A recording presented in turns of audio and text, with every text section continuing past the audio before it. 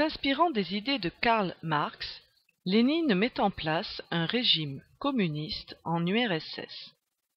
Il désire abolir la propriété privée et créer une société sans classe, c'est-à-dire une société égalitaire.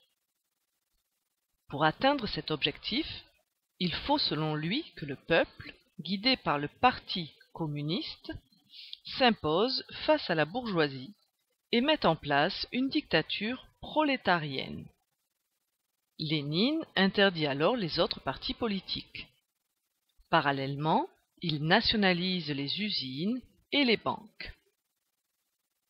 À la mort de Lénine en 1924, Joseph Staline s'impose seul au pouvoir après avoir éliminé ses rivaux.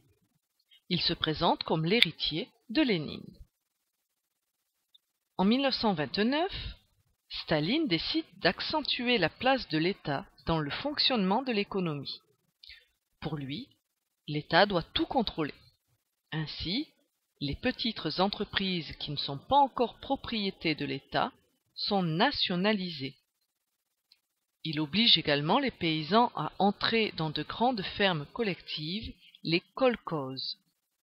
Les paysans sont obligés de mettre en commun leurs terres, leurs outils, leur bétail, et ils doivent donner une partie de leur production à l'État.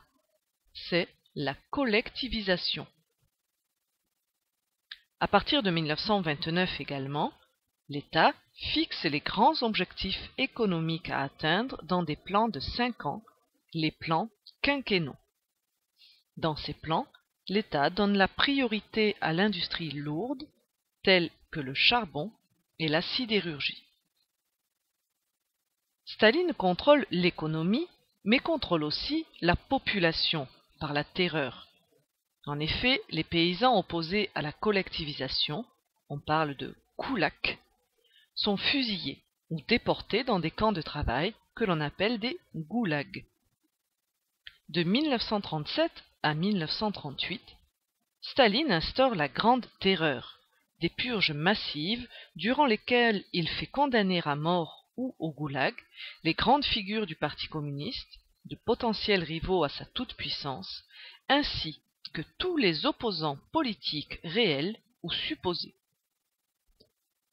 Pour obtenir l'adhésion de la population, il développe une intense propagande.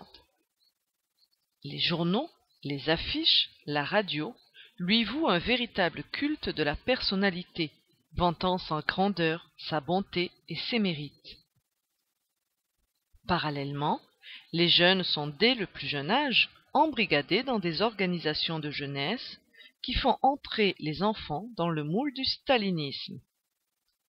La société ne vit alors que pour Staline et l'URSS, alors que la puissance de la nation est étalée aux yeux de tous lors de grandes manifestations et défilés militaires. Encadrement de la population, propagande, contrôle de l'économie et de la vie politique, ce sont bien là les caractéristiques d'un régime totalitaire.